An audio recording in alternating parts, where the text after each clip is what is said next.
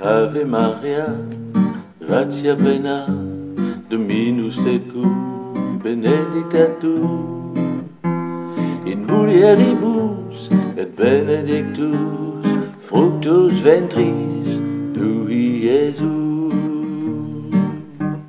Sancta Maria, Mater Dei, ora pro nobis peccatoribus, nunc et in hora mortis nostrae.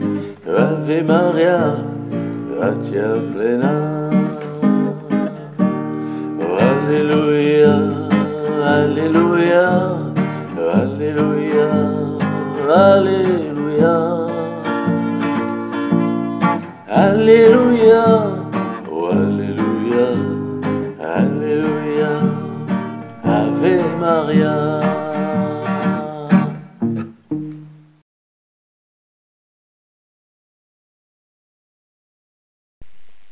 Au nom de l'amour du Père, de la paix du Fils et de la joie du Saint-Esprit, ainsi soit-il.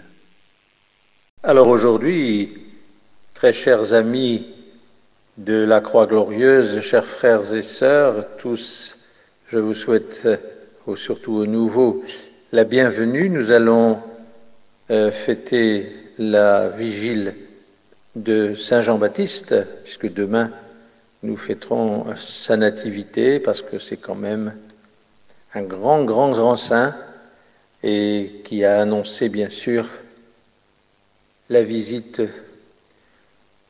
de notre Saint Jésus de Nazareth. Amen. Alors Saint Jean-Baptiste, bien sûr, attendait avec beaucoup de patience, mais toujours en obéissance, la vie du monde à venir avec ce Jésus qu'il a lui-même baptisé. Et nous attendons aussi ce monde à venir dans notre Église triomphante du Saint-Esprit, ces nouveaux cieux, cette nouvelle terre qui est et qui sera d'éternité pour le plus grand bonheur de toute l'humanité. Nous l'espérons bien sûr. Alors montrez-nous, Seigneur, votre bonté. Faites briller sur nous votre splendeur et donnez-nous enfin le Sauveur, qu'il revienne chez nous. Vous avez béni, Seigneur, notre terre et vous nous avez tirés de la mort. Vous avez guéri le mal de votre peuple et vous lui avez rendu votre faveur. Voici ce que le Sauveur nous annonce. Il est tout proche pour ceux qui l'ont toujours attendu. Sa gloire habitera notre terre et nous verrons bientôt son salut. L'amour et la vérité se rencontreront, la justice et la paix se seront embrassées. L'amour rejaillira sur la terre. Le juste va nous être redonné. Amen. Alors bien sûr, nous savons tous que Saint Jean-Baptiste était le plus grand des saints. C'est notre Seigneur Jésus-Christ qui nous l'a avoué, qui nous l'a dit. Comme nous savons bien sûr que le premier des prêtres de la Sainte Église catholique, après la Révolution française de triste mémoire, en 1840 avec des bretelles, je pense, était notre Saint curé d'Ars, qui lui était le patron de tous les prêtres. Et c'est lui, bien sûr, qui ouvrira, je le pense, la porte du nouveau paradis, la porte de l'Église nouvelle triomphante du Saint-Esprit, celle que nous célébrons aujourd'hui avec tant d'amour, tant de gloire, et tant d'espérance. Alors aujourd'hui, bien chers frères, bien chères sœurs, j'ai voulu rappeler à votre mémoire ce que disait à l'époque déjà notre bon Jean-Marie Vianney, qui était bien sûr le curé d'Ars, avec beaucoup d'abnégation, beaucoup de courage et beaucoup de miracles.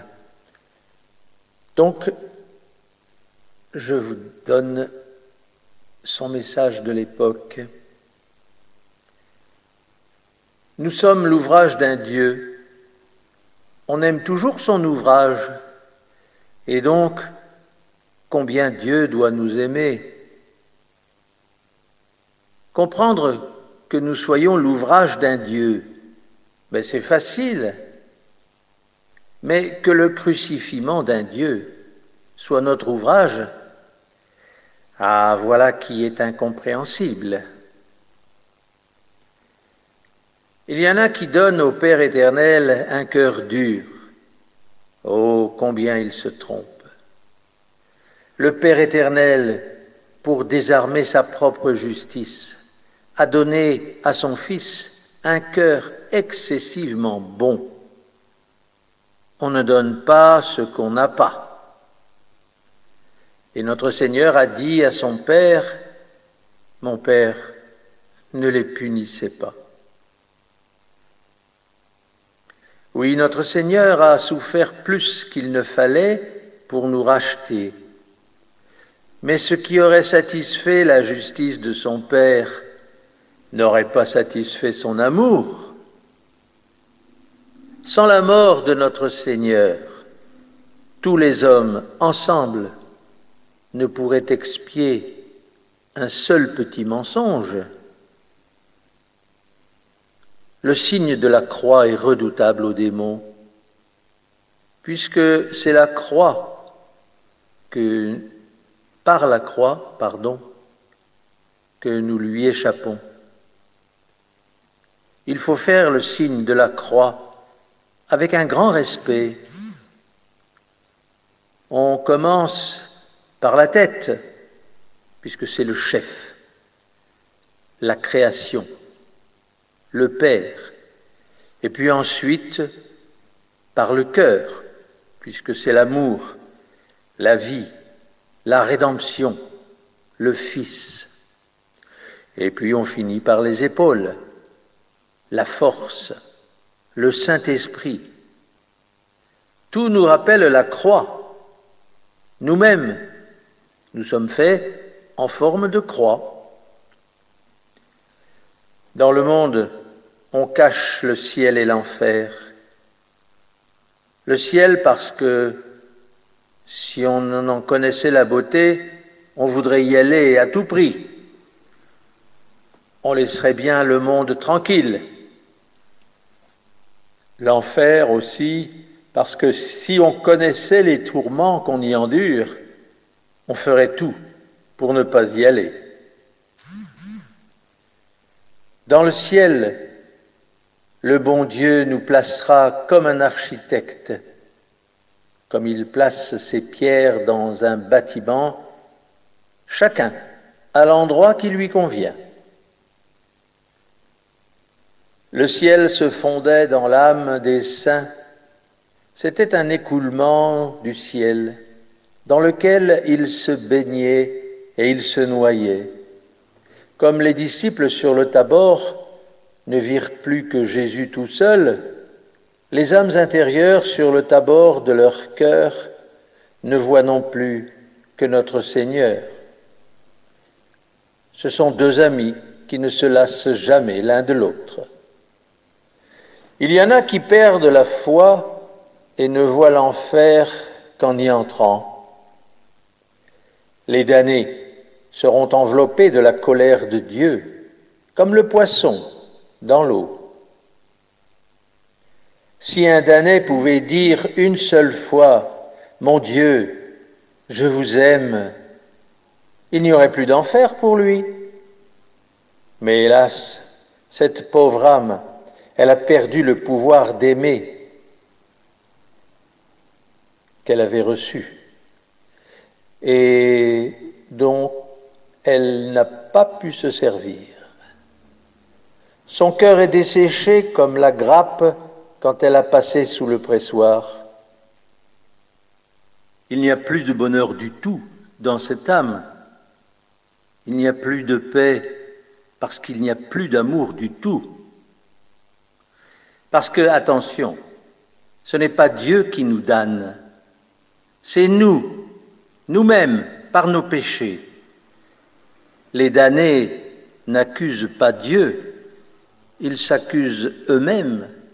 Ils disent « J'ai perdu Dieu, mon âme et le ciel par ma faute ». Jamais personne n'a été damné pour avoir fait trop de mal, mais beaucoup sont en enfer pour un seul péché mortel dont ils n'ont jamais voulu se repentir. Amen. Alors aujourd'hui, 23 juin, en cette vigile de Saint Jean-Baptiste, nous allons nous souvenir de Zacharie, ce vieillard qui va enfin devenir père. C'est un peu l'humanité qui va enfanter le Messie. D'ailleurs, son nom de Zacharie signifie « Dieu se souvient de sa promesse ». Et précisément après la naissance de Jean-Baptiste, il chantera la fidélité du Seigneur dans les cantiques. Quant au nom de Jean, il signifie, lui, don de Dieu, Dieu donné. Amen. D'autant plus que la prédication de Saint Jean-Baptiste dans le désert, sa grandeur fut redoutable aux orgueilleux. C'est pour ça qu'il a bénéficié des grâces de notre Seigneur. Et d'ailleurs, toute la prédication de Saint Jean-Baptiste nous mène vers le Christ, en qui se trouve le vrai salut. Amen.